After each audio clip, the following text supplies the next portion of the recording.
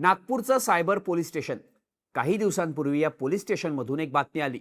Police स्टेशनमधली गोपनीय माहिती बाहेर पत्रकारांपर्यंत कशी पोहोचली म्हणून पोलीस अधिकाऱ्यांनी पोलीस कर्मचाऱ्यालाच मारहाण केल्याची. या बातमीनंतर ज्या पोलीस कॉन्स्टेबलला मारहाण झाली तो कॉन्स्टेबल बेपत्ता झाला. दरम्यान अधिकाऱ्यांनी कॉन्स्टेबलला कोणतीही मारहाण झाली नसल्याचं सांगितलं. पण पोलीस कॉन्स्टेबलच्या कुटुंबियांनी पोलीस अधिकाऱ्यांवर गंभीर आरोप केले. स्वतःच्या चुका लपवण्यासाठी अधिकारी कॉन्स्टेबलचा छळ करत असल्याचं त्याच्या घरच्यांचं म्हणणं होतं. त्यामुळे पोलीस स्टेशनमध्ये आता पोलीसच सुरक्षित नाहीत का अशी चर्चा नागपुरात सुरू झाली. यामध्ये वरिष्ठ अधिकाऱ्यांनी लक्ष घालून चौकशीला सुरुवात केली. या चौकशीनंतर या प्रकरणात एक वेगळाच अँगल समोर आला. नागपूर सायबर पोलिसांमध्ये असलेल्या अंतर्गत कलहाचा आणि फक्त 500 रुपयांच्या फसवणुकीच्या गुन्ह्यात आरोपीसोबत कोट्यवधींची मांडवली केल्याचा आरोप झाला. हा प्रकार समोर आल्यानंतर आता नागपूर सायबर पोलीस ठाण्यातील 9 पोलिसांचं निलंबन करण्यात आलंय. पण हे प्रकरण नक्की आहे काय? 500 रुपयांच्या गुन्ह्यासाठी पोलिसांनी आरोपीसोबत कोट्यवधींची मांडवली केल्याचा आरोप का होतोय आणि पोलिसांमध्ये असलेल्या वादामुळे हे प्रकरण उघडकीस कसं आलं त्याची स्टोरी सांगणारा हा व्हिडिओ. नमस्कार, मी शार्दूल आणि तुम्ही बघताय बोल भिडू. या प्रकरणाला सुरुवात झाली ती 3 महिन्यांपूर्वी. 6 ते 25 मार्च दरम्यान नागपूर शहरातले किराणा व्यापारी हिरेन भोजवाणी यांना त्यांच्या व्हॉट्सअपवर करोडपती होण्याचं आमिष दाखवणारे मेसेजेस येत होते. सुरुवातीला त्यांनी त्याकडे दुर्लक्ष केलं, पण त्या मेसेजमध्ये दाखवलेल्या पैशांच्या आमिषाला हिरेन भोजवाणी बळी पडले. त्यांनी त्या मेसेजमधल्या लिंकवर क्लिक केलं. तिथे वेगवेगळ्या क्रिकेट मॅचेसवर बेटिंगचे ऑप्शन देण्यात आले होते. नंतर भोजवाणी यांनी काही प्लेयर सिलेक्ट करून बेटिंगसाठी 500 रुपयांचा अमाऊंट ऑप्शन सिलेक्ट केला. तेव्हा युनिक गारमेंट नावाच्या अकाउंटवर त्यांनी 500 रुपये ट्रान्सफर केले. पण जिंकल्यानंतर भोजवाणी यांना काहीच पैसे मिळाले नाहीत किंवा त्या वेबसाईटवर त्यांना कुठलाही ऑप्शन दिसला नाही. आपली ऑनलाईन फसवणूक झाल्याचं हिरेन भोजवाणी यांच्या लक्षात आलं. त्यांनी याबद्दल नागपूर सायबर पोलीस स्टेशनमध्ये 500 रुपयांच्या फसवणुकीची तक्रार दिली. आता सायबर पोलिसात लाखोंच्या ऑनलाईन फसवणुकीच्या तक्रारी येतात. त्यापुढे 500 रुपयांची ही तक्रार काही विशेष नव्हती. पण तरीही नागपूर सायबर पोलिसांनी या प्रकरणाचा तपास सुरू केला. सायबर शाखेचे सहाय्यक पोलीस निरीक्षक विजय राणे हे हा तपास करत होते. तपासात या वेबसाईटबाबत एक धक्कादायक माहिती नागपूर सायबर पोलिसांना मिळाली. हे सायबर क्राईमचं मोठं नेटवर्क होतं जे देशभरातल्या वेगवेगळ्या राज्यांमध्ये ऍक्टिव्ह होतं. संबंधित वेबसाईटला उत्तर प्रदेश, उत्तराखंड, पश्चिम बंगाल, मध्य प्रदेश अशा राज्यांतील वेगवेगळ्या नावांची 42 बँक अकाउंट्स लिंक असल्याचं पोलिसांच्या तपासात समोर आलं. पोलिसांनी ही सगळी अकाउंट सील केली.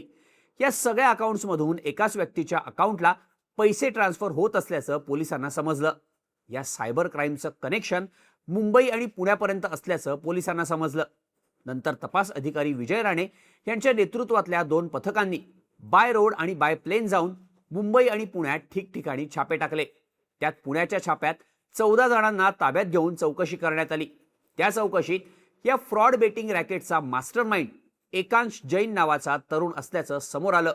पोलिसांनी त्यालाही ताब्यात घेतलं. एकांश जैनच्या पुण्यातील खराडी इथल्या ऑफिसवर सायबर पोलिसांनी छापेमारी केली. तेव्हा त्यांना धक्कादायक माहिती मिळाली. ज्या 42 अकाउंट्सवरून एकाच अकाउंटला पैसे जात होते ते अकाउंट याच एकांश जैनचं होतं. त्याने वॉलेटच्या माध्यमातून दुबईला तब्बल 120 ट्रान्झॅक्शन्स केली होती. यात येस बँक आणि कोटक बँकेतून 200 ते 250 कोटी रुपयांचे व्यवहार झाले होते. एकांशच्या खात्यावर दुबईमधून क्रिप्टोकरन्सी आणि हवालाच्या माध्यमातून पैसे यायचे. त्याने या बेटिंग वेबसाईटच्या नावाखाली आत्तापर्यंत तब्बल 250 कोटींची फसवणूक केली होती. नागपुरातल्या एका 500 रुपयांच्या फसवणुकीच्या आरोपातून एका मोठ्या सायबर क्राईम रॅकेटचा भांडाफोड नागपूर सायबर पोलिसांनी केला होता. त्यामुळे याबद्दल सायबर पोलिसांच्या कौतुकाच्या बातम्या आल्या होत्या. पण एकांश जैनवरच्या या कारवाईनंतर या प्रकरणात कुठलीच मोठी अपडेट येत नव्हती. एकांशला अटक झाली का? तो आता नक्की कुठे?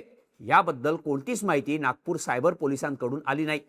पण त्यानंतर जी बातमी आली त्याने सायबर पोलिसांच्या कारभारावरच संशय निर्माण झाला. एकांश जैन एवढ्या मोठ्या फसवणुकीच्या प्रकरणात आरोपी असताना सुद्धा नागपूर सायबर पोलिसांनी त्याला अटक न करता फक्त नोटीस देऊन सोडून दिलं. त्यानंतर एकांश फरार झाला. पोलिसांनी एकांशचा मोबाईल सुद्धा जप्त केला होता. त्या मोबाईलमध्ये एकांश विरोधात मोठे पुरावे होते. त्याने दुबईतल्या आपल्या आकाशी केलेलं चॅटिंग या मोबाईलमध्ये होतं.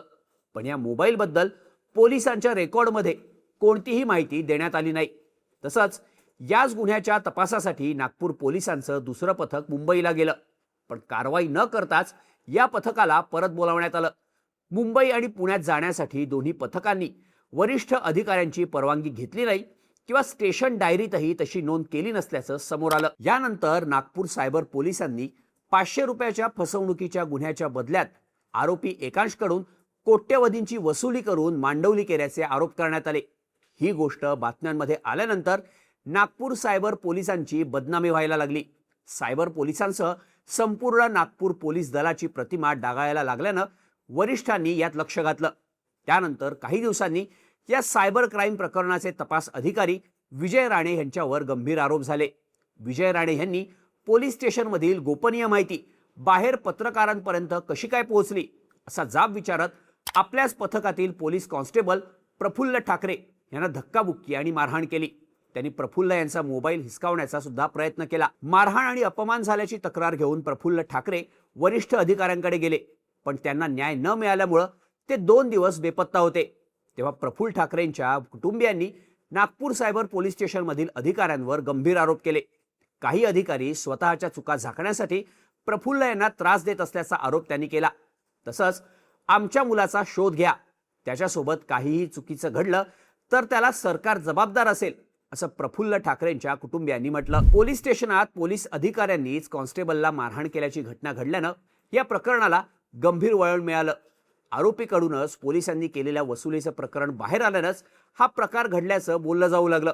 याबाबत पोलीस अधिकारी विजय राणे यांनी स्पष्टीकरण दिलं. प्रफुल्ल ठाकरे यांना पोलीस स्टेशनमधील माहिती पत्रकारांपर्यंत कशी काय गेली याची विचारणा केल्याची कबुली त्यांनी दिली, पण प्रफुल्ल यांना मारहाण झाल्याचा आरोप मात्र त्यांनी फेटाळला. प्रफुल्ल ठाकरे यांच्या आईवडिलांनी वरिष्ठ अधिकाऱ्यांनी या प्रकरणात तातडीनं हस्तक्षेप करण्याची विनंती केली. दरम्यान 2 दिवसांनी प्रफुल्ल ठाकरे सुखरूप परत आले, पण या प्रकरणाची गंभीर दखल घेऊन नागपूरचे पोलीस आयुक्त रवींद्र कुमार सिंगल यांनी पोलीस उपायुक्तांना चौकशीचे आदेश दिले. त्यातूनच पोलिसांच्या या वसुली प्रकरणाचा पोलिसांच्या 2 गटात सुरू असलेल्या संघर्षाचा उलगडा झाला. नागपुरात सायबर गुन्हेगारीच्या वाढत्या तक्रारींमुळे सायबर पोलिसांची उत्तर आणि दक्षिण अशा 2 ठाण्यांमध्ये विभागणी करण्यात आली होती. आता सायबर गुन्ह्यांचा लवकरात लवकर छडा लावण्यासाठी यंत्रणेवरचा ताण कमी करायला हे विभाजन झालं होतं, पण यामुळे परिस्थिती सुधारण्याऐवजी आणखीनच बिघडली. सायबर पोलिसांच्या उत्तर आणि दक्षिण या दोन्ही शाखांमध्ये वर्चस्वाची लढाई सुरू झाली. दोन्ही बाजूचे पोलीस एकमेकांच्या कामात ढवळाढवळ करत असल्याचे प्रकार सुरू झाले. हिरेन भोजवाणी यांच्या 500 रुपयांच्या फसवणुकीची तक्रार ही दक्षिण सायबर पोलिसात दाखल झाली होती. दक्षिण विभागाचे एपीआय विजय राणे आणि त्यांची टीम या प्रकरणाचा तपास करत एकांश जैनपर्यंत पोहोचले, पण त्याला अटक न करता नोटीस देऊन सोडून देण्यात आलं. त्यामुळे दक्षिण विभागाच्या पथकानं आरोपीकडूनच कोट्यवधींची वसुली करून त्याला सोडून दिल्याची माहिती दुसऱ्या गटातील अधिकाऱ्यांनी सोशल मीडियावर व्हायरल केली आणि त्यामुळे पोलिसांच्या 2 गटातला संघर्ष जास्तच पेटला. त्यातूनच एपीआय प्रवीण राणे यांनी प्रफुल्ल ठाकरेंनीच ही माहिती दुसऱ्या गटातील अधिकाऱ्यांकडे लीक केल्याच्या संशयावरून त्यांना मारहाण केल्याचे आरोप करण्यात आले. त्यामुळे नागपूर सायबर पोलिसात आधी एकत्र काम करणारे पोलीस सहकारीच आता एकमेकांवर कुरघोड्या करत असल्याची चर्चा व्हायला लागली. दरम्यान या सगळ्याला वरिष्ठ अधिकारी सुद्धा कंटाळले असल्याचं सांगितलं जात आहे. सायबर विभागावर देखरेख ठेवण्याची जबाबदारी याआधी उपायुक्त लोहित मतानी यांच्यावर होती, पण त्यांच्याकडे वाहतूक शाखेचाही अतिरिक्त कार्यभार आहे. त्यामुळे उत्तर विभाग सायबर पोलीस ठाण्याच्या विभाजनानंतर ही जबाबदारी उपायुक्त ऋषिकेश रेड्डी यांच्याकडे देण्यात आली होती. पण या दोन्ही विभागातल्या या संघर्षामुळे त्यांच्या येणाऱ्या तक्रारींमुळे हे वरिष्ठ अधिकारी सुद्धा त्रस्त झाल्याची माहिती देण्यात येते. दरम्यान आता या प्रकरणात पोलीस आयुक्तांनी लक्ष घालून चौकशीचे आदेश देऊन नागपूर सायबर पोलिसातील 9 पोलिसांचं निलंबन करण्यात आलंय. यामध्ये उत्तर विभागाचे पोलीस निरीक्षक बळीराम सुतार, दक्षिणचे निरीक्षक योगेश घारे, सहाय्यक पोलीस निरीक्षक विजय राणे, पोलीस शिपाई प्रफुल्ल ठाकरे, सतीश वाघ, श्रीकांत गोणेकर, सुशील चंगोले, अजय पवार आणि सौरभ हिवरकर अशी निलंबित केलेल्या अधिकारी आणि कर्मचाऱ्यांची नावे आहेत. चौकशीवर कोणताही परिणाम होऊ नये म्हणून ही निलंबनाची कारवाई करण्यात आल्याचं सांगितलं जात आहे. पण या 9 जणांव्यतिरिक्त सुद्धा काही वसुलीबाज सायबर पोलिसांमध्ये असल्याची चर्चा सध्या नागपुरात सुरू झाली आहे. पोलीस आयुक्त रवींद्र कुमार सिंगल यांनी मंगळवारी तडकाफडकी सायबरच्या उपायुक्तपदी पोलीस मुख्यालयाचे उपायुक्त दीपक अग्रवाल यांची नियुक्ती केली आहे. आता त्यांच्यामार्फतच या प्रकाराची पुढची चौकशी केली जाणार आहे. पण 500 रुपयांच्या फसवणुकीच्या गुन्ह्यातून पोलिसांनीच आरोपीसोबत केलेल्या मांडवलीचं आणि नागपूर सायबर पोलिसांमधल्या गटबाजीचं हे प्रकरण आता चांगलंच गाजतंय. या प्रकरणाबद्दल तुम्हाला काय वाटतं? याबद्दलच्या तुमच्या प्रतिक्रिया कमेंट करून नक्की सांगा आणि अशाच माहितीपूर्ण व्हिडिओजसाठी बोल व्हिडिओच्या यूट्यूब चॅनलला सबस्क्राईब करायला विसरू नका.